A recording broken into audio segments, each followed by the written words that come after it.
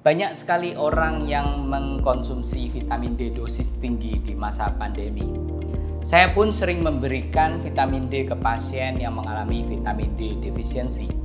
By the way, sekitar 30-40% orang Asia mengalami vitamin D deficiency. Di video ini saya akan mengulas apakah ada bukti vitamin D berguna untuk melindungi kita semua dari COVID-19.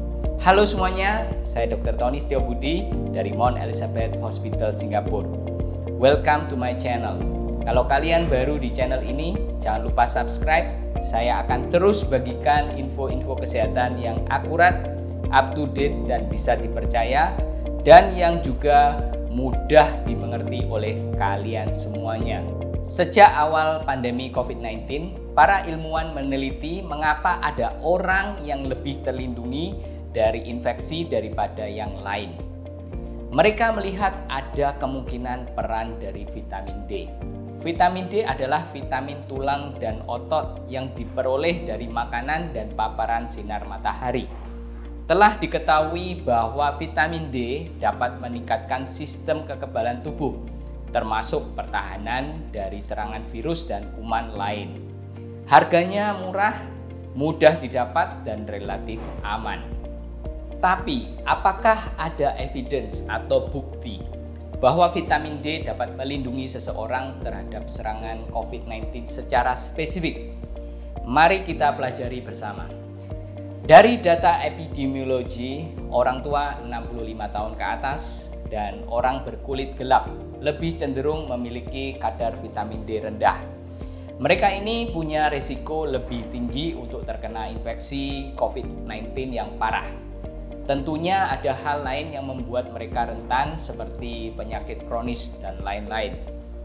Selain itu, di negara-negara yang lebih jauh dari Khatulistiwa, di mana kadar vitamin D cenderung lebih rendah karena lebih sedikit sinar matahari, tingkat kematian akibat COVID-19 lebih tinggi daripada negara yang lebih dekat dengan Khatulistiwa seperti Indonesia dan Singapura. Dari sini ditarik kesimpulan secara tidak langsung bahwa ada kemungkinan vitamin D berguna pada masa pandemi.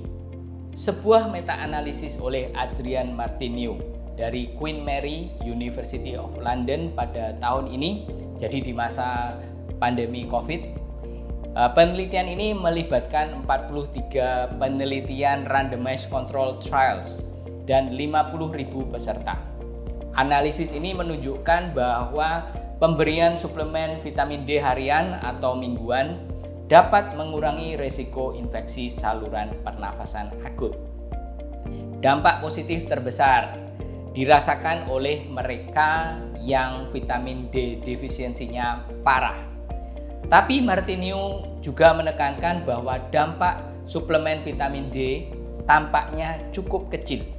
Di Brisbane, Australia, Rachel Neil melakukan randomized control trials pada 21.315 orang tua berumur 60 sampai 79 tahun. Mereka diberikan vitamin D dosis tinggi 60.000 IU per bulan atau placebo obat kosong selama 5 tahun. Ditemukan ada perlindungan terhadap penyakit jantung, kanker, patah tulang, dan kematian bagi yang mengkonsumsi vitamin D. Penelitian Neil ini diterbitkan di Lancet Diabetes and Endocrinology pada bulan Januari lalu. Ya, ini jurnal yang bagus. Disimpulkan bahwa vitamin D tidak mengurangi risiko infeksi saluran pernafasan akut. Beda dengan penelitian sebelumnya. Tapi mungkin sedikit mengurangi lama gejala. Kemudian David Meltzer meneliti 4.638 orang di Chicago, Amerika Serikat. Hasilnya dipublikasikan di JAMA Network Open Maret lalu. Ini jurnal yang bagus juga. Ditemukan bahwa risiko tes COVID positif 2,65 kali lebih besar untuk orang kulit hitam dengan kadar vitamin D rendah daripada mereka yang kadar vitamin D-nya normal.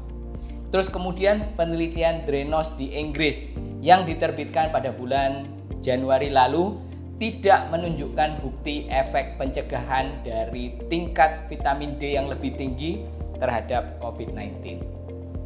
Jadi ada penelitian yang menunjukkan efek perlindungan vitamin D, ada yang tidak. Secara keseluruhan tidak ada kesimpulan yang konklusif bahwa vitamin D dapat melindungi kita dari COVID-19. Saran saya adalah kalau vitamin D kalian rendah, ya minumlah suplemen vitamin D. Bagi kalian yang tidak tahu status vitamin D kalian, saya anjurkan kalian lakukan cek vitamin D melalui tes darah.